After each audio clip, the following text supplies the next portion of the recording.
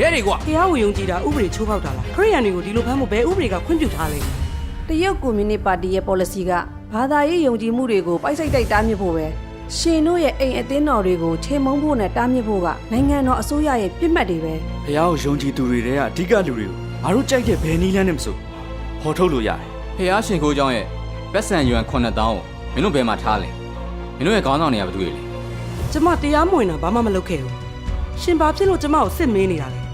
အသင်းတော်ရဲ့ငွေတွေနဲ့ခေါင်းဆောင်တွေကိုမေးတာရှင်ဘာဖြစ်ချင်လို့လဲ ဒိတ်ပဲမရှိတာကြီးမပြောနဲ့